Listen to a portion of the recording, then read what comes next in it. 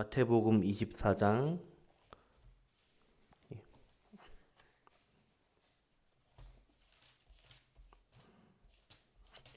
1절에서 14절입니다.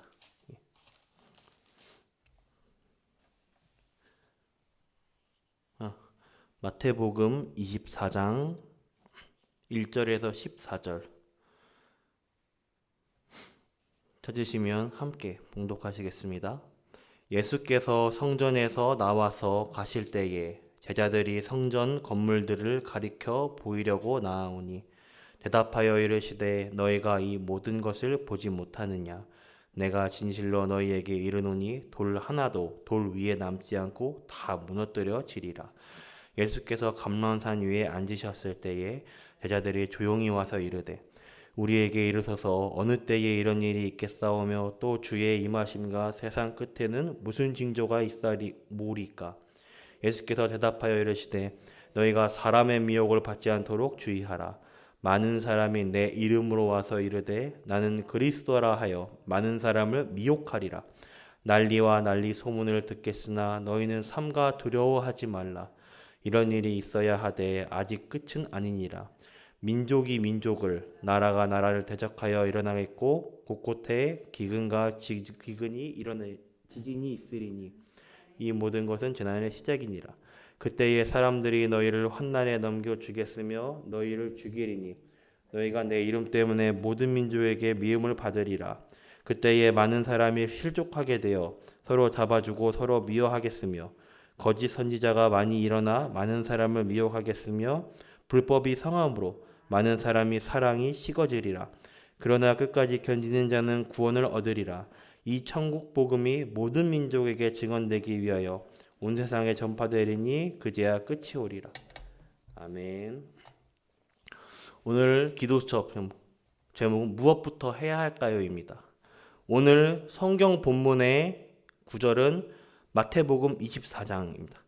마태복음 24장은 예수께서 감람산에 다섯 번째이자 마지막 대강론으로서 이를 감람산 강론이라고 부릅니다. 여기에서 오늘 본문 24장 1절에서 14절은 예루살렘 멸망에 관한 예언을 하시는 것을 볼 수 있습니다. 마태복음 24장은 예루살렘의 멸망에 대한 예언으로 1차적으로는 예루살렘의 멸망, 궁극적으로는 세상 종말의 상황을 그리고 있습니다. 예수님께서 말세에 기근과 지진과 재난이 일어날 것이라고 말씀하셨습니다. 이 시간표가 점점 가까워지고 있습니다. 이 시대에 전도자, 믿는 자, 성도님들은 어떻게 할까요? 우리가 해야 할 일은 무엇일까요? 첫 번째로 복음이 없는 시대입니다. 우리는 복음이 없는 시대를 막아야 합니다. 그리스도가 곧 복음입니다. 나에게 있어서 정말 예수가 그리스도인가? 이 부분을 확인해야 합니다. 바울이 세계 선교 여행이 다녀간 유럽 1517년에 종교개혁이 일어나며 한때 대번성하며 부흥했던 유럽 교회가 지금 문을 닫고 있습니다. 왜냐?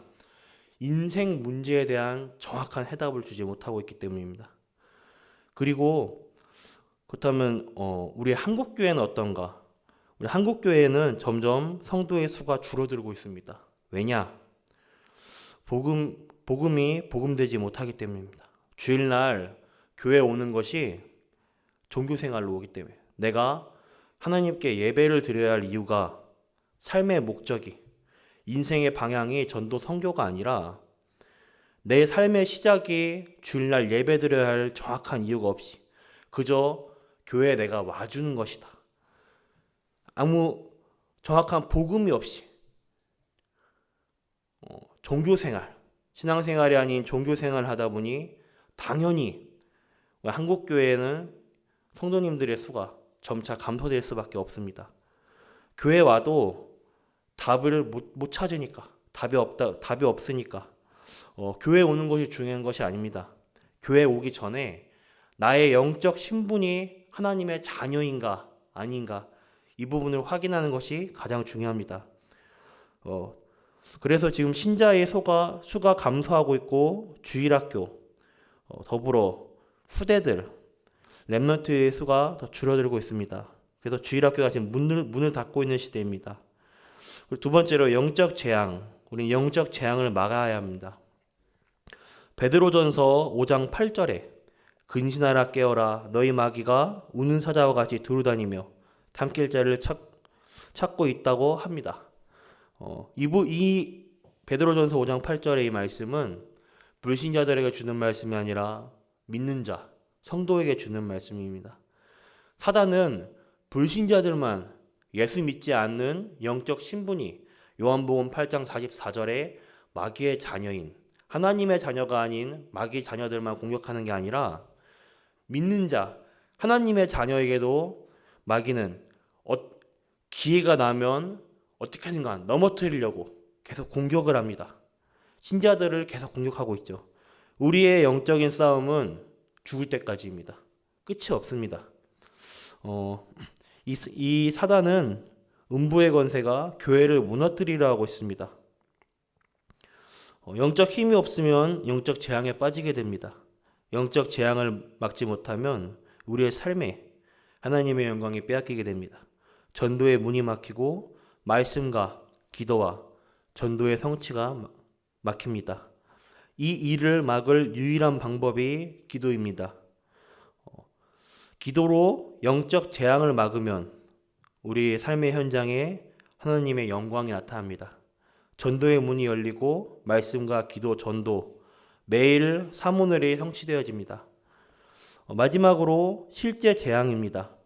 응답을 막지 못하면 이 시대는 실제 재앙 시대가 됩니다. 묻지마 폭행, 살인사건, 각종 초등생 살인사건, 그리고 요 근래 들어서 어금니 아빠 이런 살인사건들, 그리고 미국에서는 고등학교와 대학교 이런 내에서 총기 난사 사건, 그리고 각종 폭탄 테러가 일어나고 있습니다. 왜 이러한 일들이 일어나고 있는가?